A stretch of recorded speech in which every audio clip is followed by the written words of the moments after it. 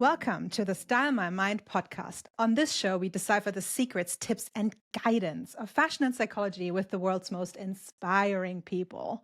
Our mission is to unlock the power to become the best version of yourself by turning their wisdom and knowledge into practical advice.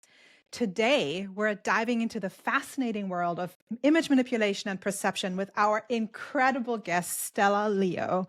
With her background in fashion PR, marketing, and psychology, Stella has spent years crafting brand identities and curating personal style to shape perception, both for herself and for some of the world's top luxury brands. We'll explore today how fashion isn't just about looking good. It's a tool for storytelling, reinventing, and even illusion. So the question is, can you really dress your way into a new reality? Thank you so much, Stella, for coming onto this podcast today, for your time. Welcome. Thank you so much, Jennifer. I'm thrilled to be here. Let's dive straight in. I would like to ask you a few questions around your background.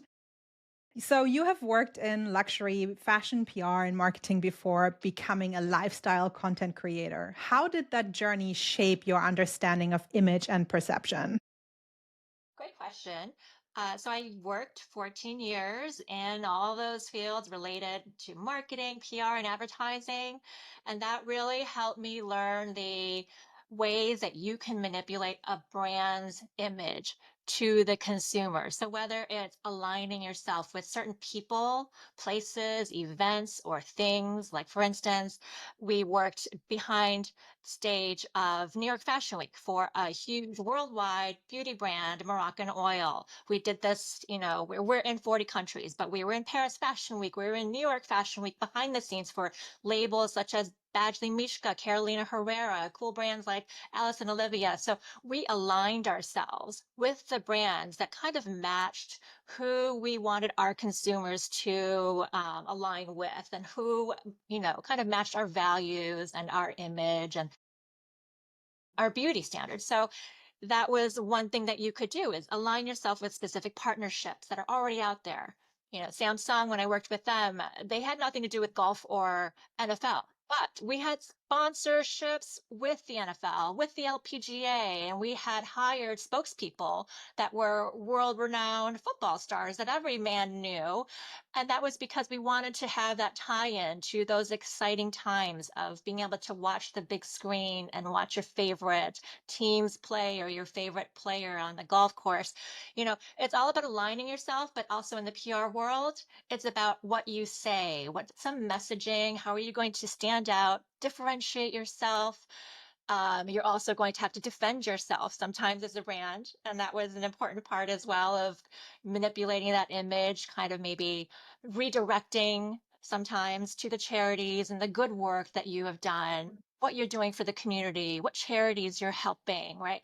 And a lot of it is very visual too in this world. It's about putting so much time, effort, and money into finding the right model, the right location, the right photographer to capture the vibe, the right outfits, the styling, what's in the background, all of these details were so managed to the micro detail level that you really were able to see that one advertisement that you flipped through in a magazine was so well thought out behind the scenes to create that perfect look, that perfect visual that you want people to remember.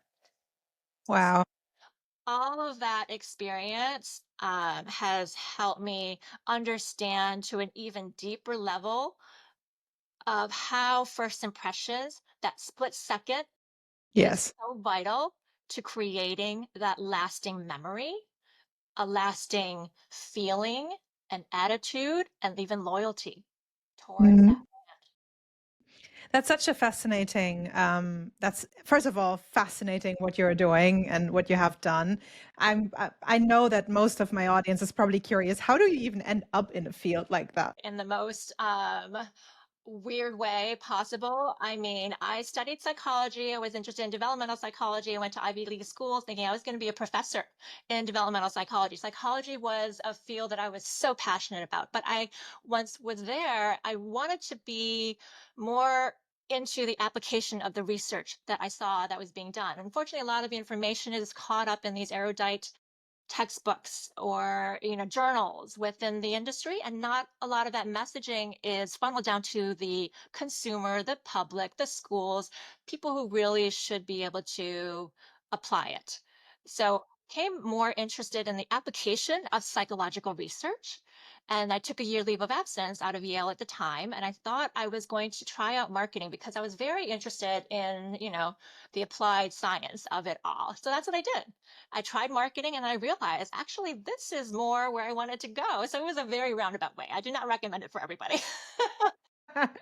Yeah, I'm also like in the applied field of psychology, so I totally can relate to that. And it's fascinating because if we are looking at it from a psychological lens, I mean, you and I, we both know that perception is reality in the end. So how have you seen that play out in both branding and personal style? Perception is absolutely reality. You can have the same scenario and have two people watch the same situation and come back with different stories, right? This happens all the time. You see conflicts in reality shows constantly because the drama is about, no, it went this way. No, I thought this way. So perception is reality. And once you realize that, you can find that, oh, there's actually an empowering part of fashion. Fashion can be a tool to control people's reality. And it seems such a weird thing, but it's so powerful, in fact. Mhm. The way you present yourself creates that split-second image to a stranger or to a hiring person or to a new community of people that you want to fit into. Whatever new chapter in life that you might be facing and you want to fit into, you can immediately do so with this one tool, fashion. So you might have been a college student who was used to dressing in athleisure and sweats every day to school, but then suddenly you're going to be moving into a new career. You need a new job in the corporate world, and you don't know necessarily how to fit in. It's a new world, and you don't have those clothes, and they don't look like you did when you were in college. But the thing is, you can immediately fit in by selecting the clothes that kind of help you present as fitting into that workplace. Sometimes moms after they move into this new chapter of motherhood and they're home alone and they're doing dishes and laundry and they've got the endless housework and the diapers, they don't want to dress in their professional clothes that they were used to dressing in for years, right? It doesn't make sense. You have to bend over, you have to be like sleep deprived, you have to crawl into bed and sleep when the baby sleeps, and you're constantly doing housework. So maybe that fancy dress or the heels, it doesn't fit into your life. Even the purse, I had to switch into a crossbody purse and buy all these new purses and sneakers because it didn't fit into my new lifestyle. So I think that the fashion changes that you make in each chapter of your life can help you adjust to your lifestyle. It can also help you fit into a new culture, a new chapter, and also help you create the image that maybe you're stepping into. Yeah. Yeah, totally. I can only agree. And also from a social psychological perspective, right? I mean, we are projecting with what we wear who we are. And in that split second, it's such a tight balance to strike the right impact that you want to achieve. So it's something that people need to be very conscious about, audience, for you all to listen.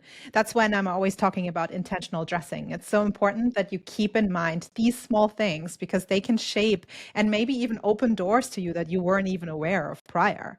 So thank you so much for sharing that with me and with the audience over here. I was actually thinking about why it is some people don't give fashion the weight and importance that it needs, or why people don't care about their outfit. You know, your audience obviously probably does because they're here listening, but we all have people in our lives who we know don't give a crap about what their outfit looks like that day. They couldn't care less, right? Why is that though? And I think it's boiled down to three main reasons, and I've kind of boiled it down to one. It's either their own lack of knowledge. They don't know how to dress for this new body. They don't know how Hmm. to flatter themselves, or they're intimidated by walking into the stores, or they don't know where to shop in the first place for this new chapter of their lives. And they don't have the confidence in putting together the outfit. They don't even know what matters. right? But there's solutions to that one thing. There's personal shoppers. There's even subscription boxes that will send you outfits to try on Yeah. convenience of your own home and comfort of your home. There are stylists that you can hire. There's friends that you have in your world that are more confident and knowledgeable that you can lean on. The second reason I think people don't pay enough attention to their wardrobe or their outfit of the day, let's say, is that they think they're too busy. Fashion is frivolous, right? They don't have the time. Look at Mark Zuckerberg, Facebook guy. He is known for his uniform, right? He every Mhm. day wears jeans and t-shirt. The t-shirts even like vary from like two colors. It's like neutral, black, white, gray. Every day it's a uniform. But he tells you outright that is because he has one less thing to think about in that morning. Yeah. Has more important things, he says, to do. He wants to focus on other things. So those are the people that do not prioritize fashion. But the thing is, they're missing out because the fashion can be so empowering. It can help you overcome even an imposter syndrome, Yeah.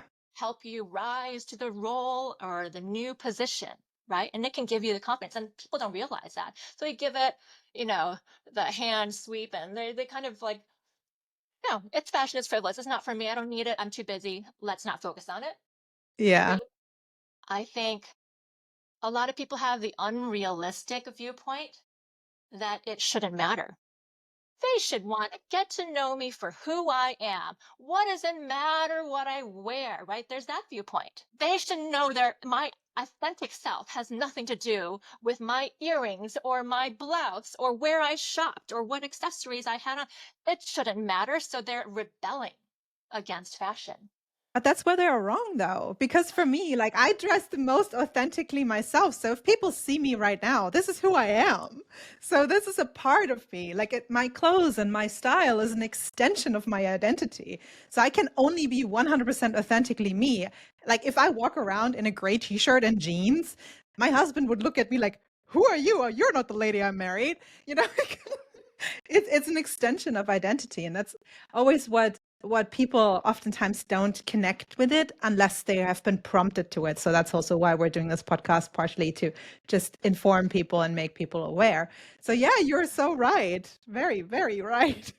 Thing is, it is an expression of you. And because you are true to who you are and you are able to be bold in your fashion choices and you have interesting glasses that make me want to get to know you, I would be drawn to you, in fact, because you took the time and effort to consider putting together this really fun, fashionable look.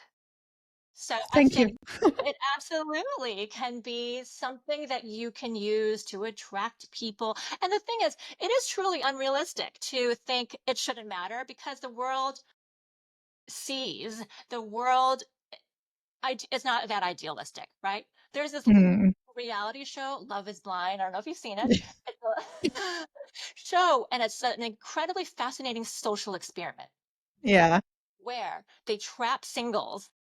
Men and women are separated from each other. They never see each other. In fact, when they go on these meetup dates, there is a wall that blocks them. They Mm. cannot see what that person looks like, what their visuals are, what their facial expressions are, what their gestures are, what they're wearing. And they have none of that information. And they're only going by what they say to each other and their tone of voice and their voices. So it's a truly fascinating experiment because that is the only scenario where not only is love blind, but your first impression is blind. In Yeah. the real world, it's not like that. No, but also if we're talking about that show, even just briefly, I don't want to detour too much about it, but even there, when like the success rate is not super crazy high. Like I think there are one or two couples each season that get married or something. So I mean, the moment when they see each other, they need to be able to bridge this person that they have still made up in their mind and Mm, connect the identity that the people project with how they look when they see each other first time. And that can be a massive disconnect, not because of like preferences of how someone looks or something. That's not even the point. It's just like sometimes the drastic disconnect is then making it very difficult to um, transpire these emotions that you are feeling for this person over to this person that is standing in front of you now. So this is like from a psychological perspective, such a complicated like emotional turmoil that you're going through as soon as you see them the first time. Yes. So, yeah, Yeah, I mean, they say that communication, 80% of it is nonverbal. So it's like the visuals that you omitted from absolutely. that show. And the part that is unrealistic about this rebellious attitude, fashion shouldn't matter because they should get to know me for who I am and, just don't look at the superficial stuff. Well, it does matter also because it's kind of dependent on the situation. Like, say, look at an extremely inappropriate situation where someone could have that attitude. For Halloween, for instance, somebody might have dressed as a sexy devil and they felt confident in that costume. And now they have associations of fun times with that costume. And now they decided they're going to wear it every day because who cares what I wear? It should be about who I am. Well, guess what? That sexy devil goes to church the next day in that costume. Oh my God. It is unrealistic to think people are going to immediately accept you and love you because they see your authentic self. They're going to question you. They're going to think twice about that sexy devil in the back aisle of church, right? I mean, it is important. I mean, as you already spoke to, like how important, like first impressions and also general. I mean, we are societal beings. We need to function in society, so we cannot completely disregard how we show up in the world. Like, we need to slot into certain situations in an identity that's appropriate or not, of course. But yeah, I mean, it speaks again to the point that you have spoken to, that you truly believe that image can be manipulated in that case very drastically, probably in a more negative way. So my question for you is, what are the most powerful ways, like as an advice to our audience, how people can consciously craft the impression they are giving off? The most powerful ways. So I think as a very practical person, first of all, I always, in my process of dressing myself, I think about the practicalities of weather and location and who I'm seeing. So obviously, you want your outfit to be appropriate. I would Hmm. say, like that devil church costume idea, or like you wouldn't wear your beach outfit to a formal wedding, right? Like it must be location dependent. And also, even thinking about the friends or people that you're surrounding yourself with can alter your fashion choices and Yes. should, honestly. Like if you're meeting your mother-in-law, it's not going to be the same outfit necessarily that you would wear to the club. Or Yes. even when I meet my local mom friends, for maybe a school meeting or a parent teacher conference, I'm going to dress differently than I would at New York Fashion Week. Right. So the Yes. people that you're knowing you're surrounding yourself will make the difference. And obviously, whether I'm not wearing my high heels in the blizzard to get from place to place. So just practicality, there's that. But also, I think the second step is just knowing who you are and your body type. I think that is really key because fashion is about self expression. And one of the ways you can express yourself confidently is being able to flatter your body shape.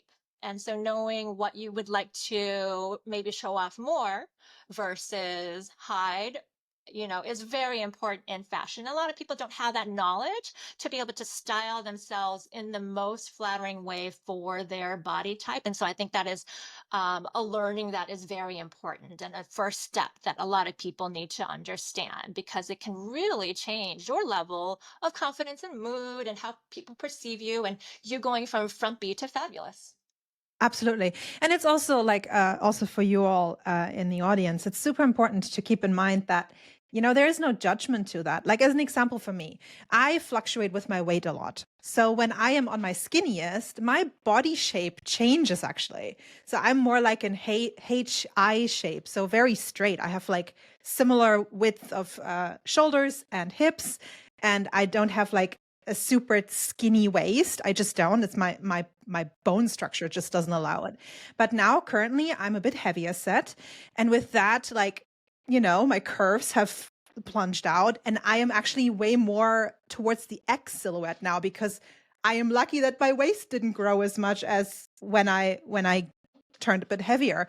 So it's just important to always keep that in mind. And that's a really, really good advice because I had to adapt my way of dressing in that sense as well. It gave me freedom knowing that some things are maybe now more flattering than they were before. And now I can actually express myself more and I can love myself more because, we all know that heavier set women often don't have the best time in society. And I actually learned to love my body the way it is now more than I did before. So it's Oh, just such an important personal thing also to all of you to take off the pressure and just get to know you without the societal expectations. So yes. thank you so much for sharing this. I love that. Thank you. You are now in the social media world. This is your world now. And we have been like in on this podcast before, but also in general, when it comes to fashion psychology, we always talk about like dress for the job you want and not for the job you have. So do you think this still holds true in today's social media driven world? I think that that is a good general rule to follow, especially in the corporate world. I would say dress for the job that's maybe one step ahead. It doesn't make sense for the janitor mailroom to try and dress like the CEO while they do their job, is it? So No. maybe one step ahead would make a lot of sense because you want to be viewed as the person that is promotable. And part of the way of being able to be viewed that way is looking that way, not only Mm, acting that way, but looking the part is also very important, right? So, yes, to that, I think it is important. In social media, I think in the social media world, pretty much all things can go. It depends on who you are, who you want to be, the sort of style that you want to express. You know, there's really a niche for everybody in this mm. internet world. For me, I kind of typify my style as girly glam.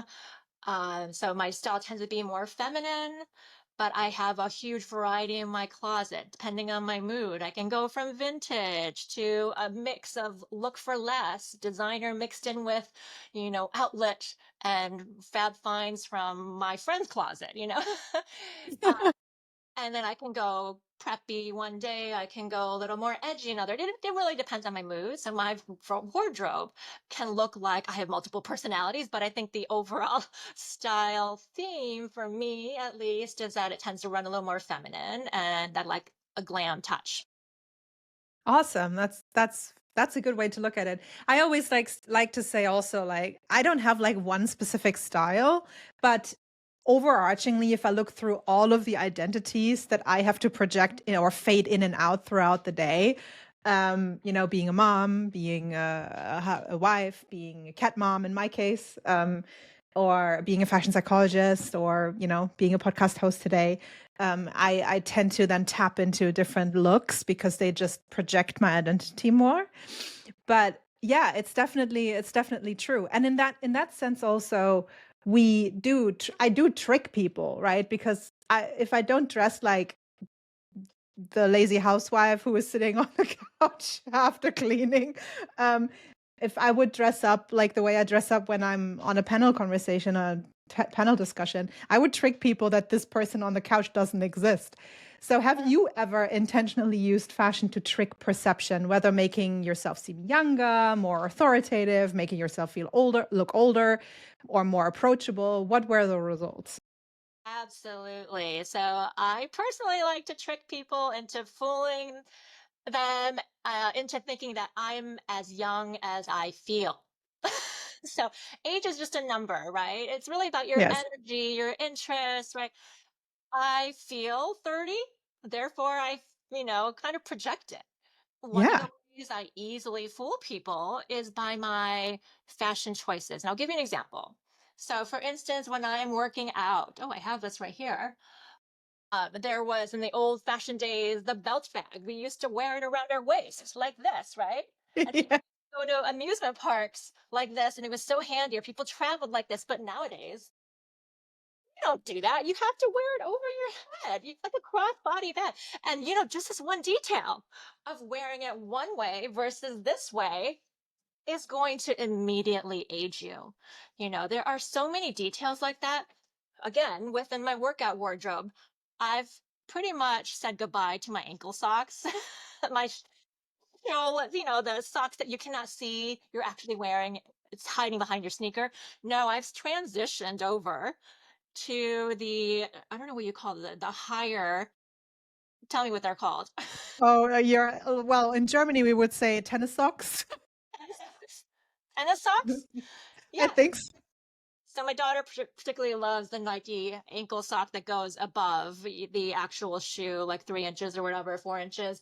And that one small detail, everybody might disregard and dismiss as like, why do I have to change my sock wardrobe? What are you talking about?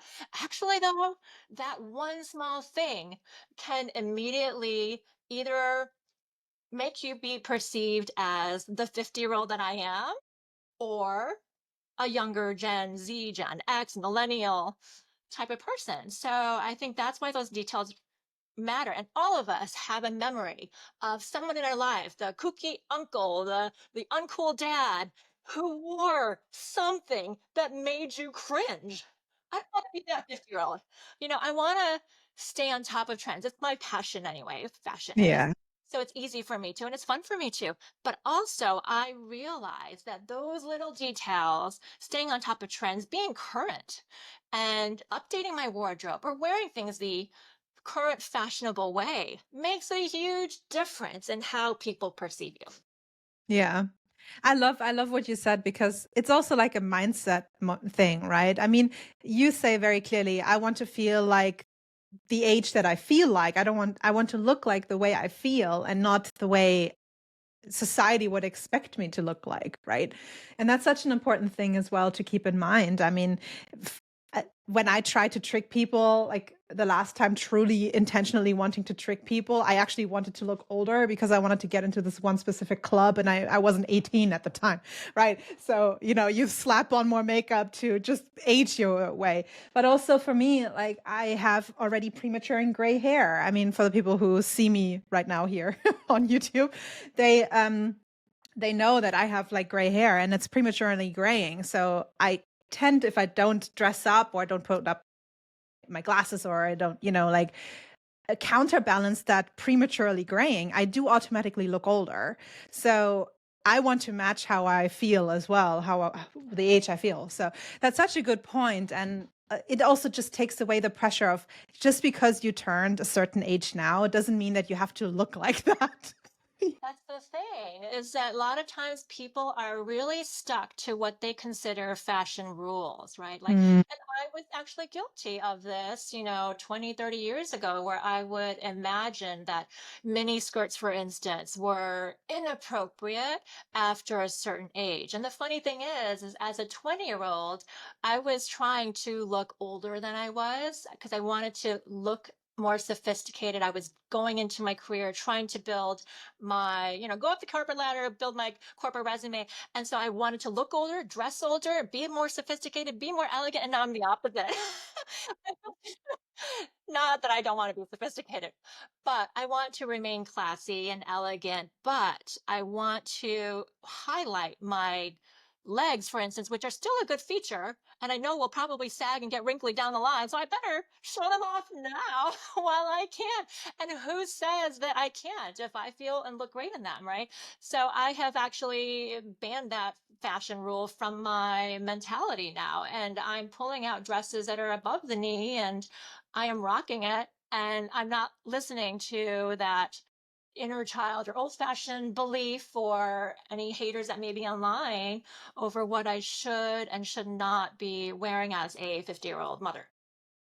The only fashion rule people should stick by is by dressing your authentically self. So it doesn't matter. All the other fashion rules you can throw out the window. There was like this crazy fashion rule one time and that's also trend related, right? Like you cannot wear navy blue and black together. I love that combination. Or you cannot wear green and blue together. It's like, why not? If you find the right shades and you can, it can look stunning. So I don't know. I'm always looking at fashion rules with a grain of salt and I'm like, whatever, just dress how you feel authentically yourself. And that's the best way to move forward. Yes, I agree with that. I would also maybe add in and try and be appropriate for the occasion, the Yes. people you're with, the weather, like I said before. So I'm not going to be wearing a mini, maybe let's say ever, maybe, but I might wear the mini skirt when I'm meeting my fashion blogger friends and I'm at an influencer event, and I'm not going to be wearing it at school pickup, right? Yeah. If we're looking at manipulation of your image versus self reinvention, right? I mean, it all boils down to you're reinventing yourself for a new narrative when you're going out into the world. Many people, especially with the pandemic, still feel very stuck in their style, or that their wardrobe doesn't match who they want to be moving forward. What advice would you give to someone who wants to completely revamp their image? Okay, so yes, there are a lot of people that got very comfortable during the COVID stages, literally. Like I too suddenly found myself buying loungewear, which I didn't even own pre-COVID. I didn't even own sneakers pre-motherhood. Like I was very into dressing up and had fun with that. But COVID changed a lot of people's mentality because we were constantly at home and we were stressed out. So we were Yes. snapping in our PJs, we lived in our comfy clothes all day. But good thing is that this year in 2025, athleisure is actually a trend. I think it's been trending post Mm, COVID, and there are so many options that are elevated beyond the typical gray sweatshirt, hoodie, and sweatpants, right? There's elevated fabrics. Now they come in very interesting materials that are not just cozy and comfortable, but also looking luxe. So I think that the good thing is that one, there are many more options. Keep shopping. They're all out there at every store right now. Secondly, I would say kind of try to push yourself out of the box. And sometimes it requires outside help. And don't be afraid to use it. There are at department stores, for instance, there are personal shoppers that are actually free. People don't realize this. mm. You That's can true. ask an expert for free at the fancy department stores, or if you want to have a personal image consult, there are experts that are in that field and can help push you out of the box and try new things, mix and match, and even work within your own closet as a stylist. So I would say go out there, search for help. It doesn't have to be just on you. And even your friends are probably willing to go through your closet and do a quick edit and help mix and match different pieces and shop your own Yeah. wardrobe. Well, and you have fashion psychologists like me out there who are also helping you to look into your mindset and how that connects to fashion, which is a bit Totally. of a different approach of fashion styling, but it's definitely there. So, yeah, I'm always like, you don't have to figure everything out yourself. It's so exhausting also. And then when you're stuck, you're stuck. I mean, it's good to get outside perspective. And yeah. People are used to the idea of searching for that kind of help in other fields. Like when you are stuck and you can't lose the 10 pounds that you need to lose, people are okay with going to the gym and asking the fitness instructor for help, or going to a class where they lead the way, or hiring a Mm, personal trainer to help you figure things out, hiring the dietitian. Like people have experts in different fields that they're used to going to, but somehow with fashion, they're like, oh, I feel like I should know it myself, or I don't have the motivation, or maybe this isn't important. Going back to those three myths that I discussed earlier, yeah. and I think that there is help out there. Just go out and find it. Exactly, and find the way you need it, right? I mean, make yourself aware of what you need, and then you can approach the people that you can help you best, I guess, to not put more mental strain on yourself. That's so true. I Mhm. think also, like, especially if we're thinking about like the whole image perspective and perception topic that we're discussing today, it's like so important also that people have to look at the world we're living in now. I mean, it's not just that people barely leave the house, especially during the pandemic. We just lived, like, the outside world was social media. We saw it through our phone. So social media has definitely changed how we present ourselves, and also potentially shaped how reality is not real sometimes, right? Because what we post online is maybe a fraction of percentage of the day that you spent in those clothes, if even. So how do you, being in that world, balance authenticity with strategic image building? So I think you made a very important point. A lot of times people don't realize when they're flipping through and scrolling through social media that what you're seeing is the highlight reel of that person's Yeah. life. That person probably does not dress that fancy all the time, probably does not look that pulled together with immediately out of bed and doing their housework.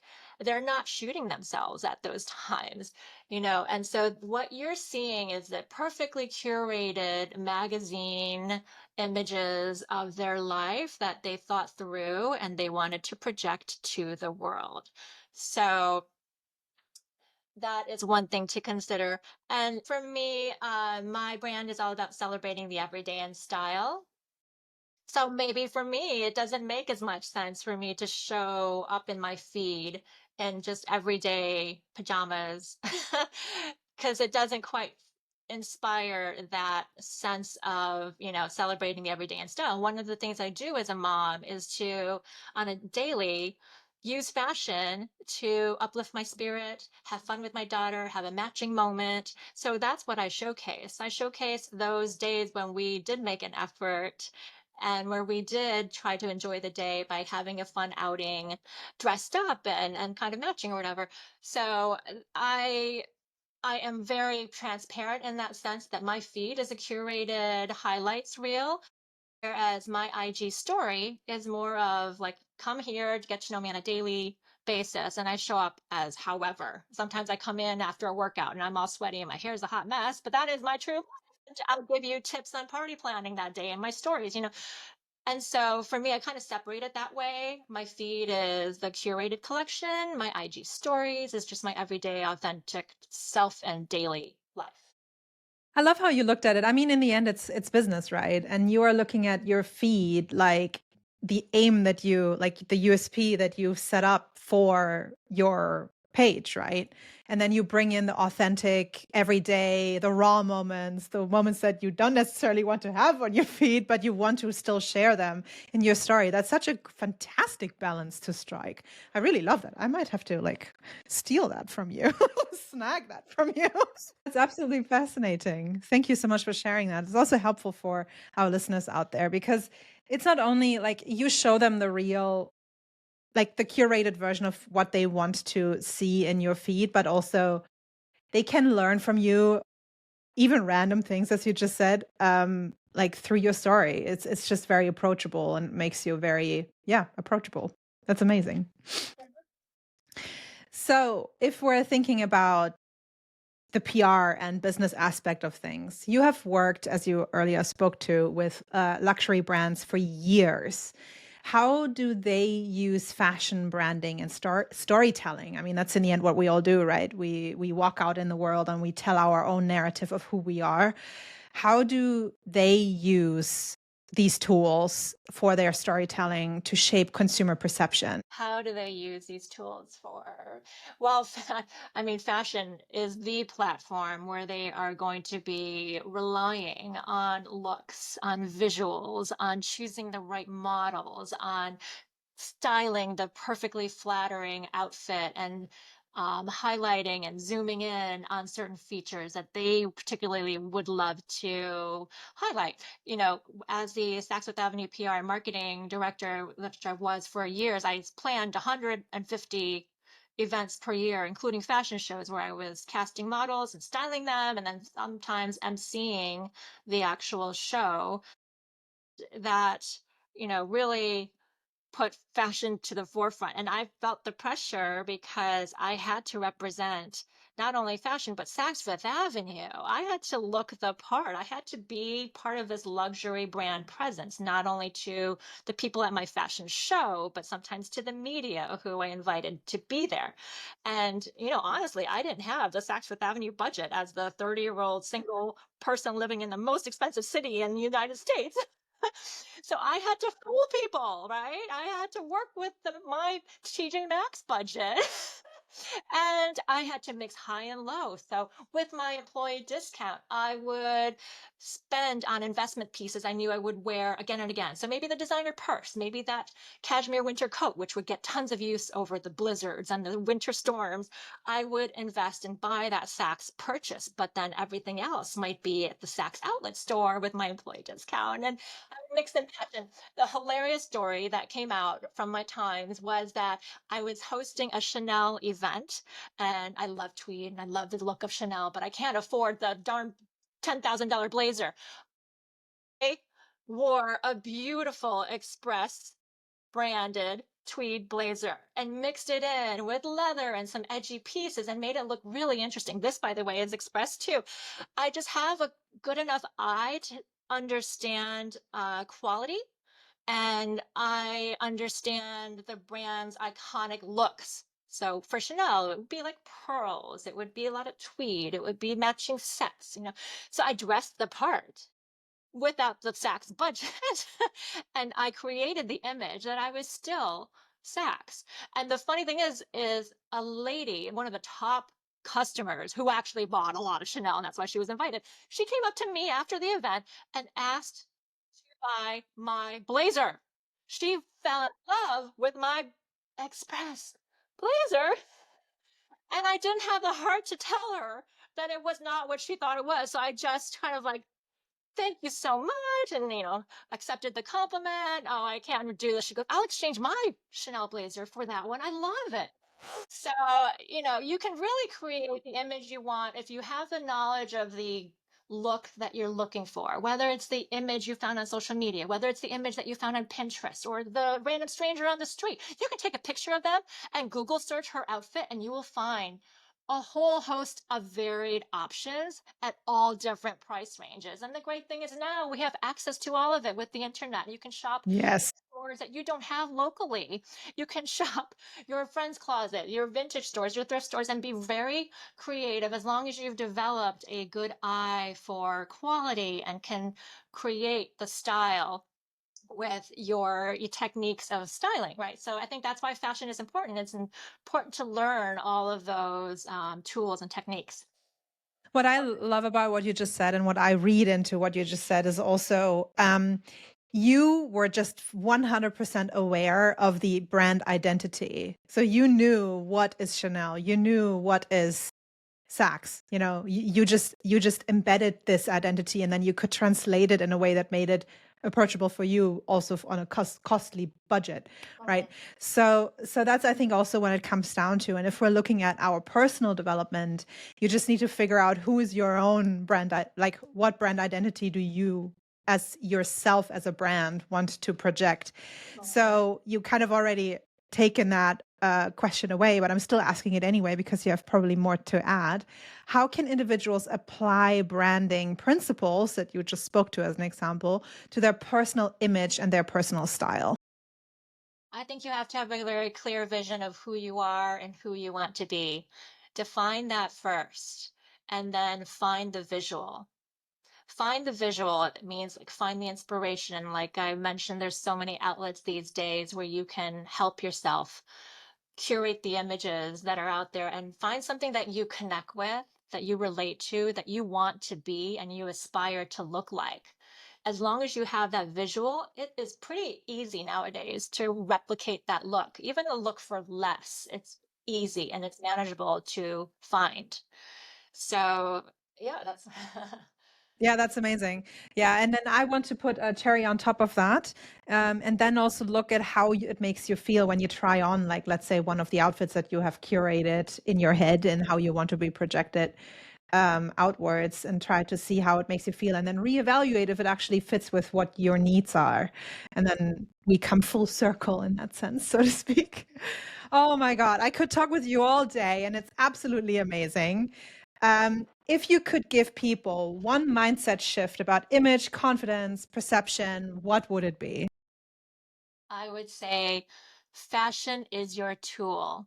Use it to your advantage. You can create your image, you can shape other people's perception and their own reality of who you are by simply manipulating and molding the types of accessories and choosing the types of outfits that best flatter you and that are appropriate for the occasion. You can impact how people see you and how people accept you, and even impact the reality of your own future because you've shaped the perception.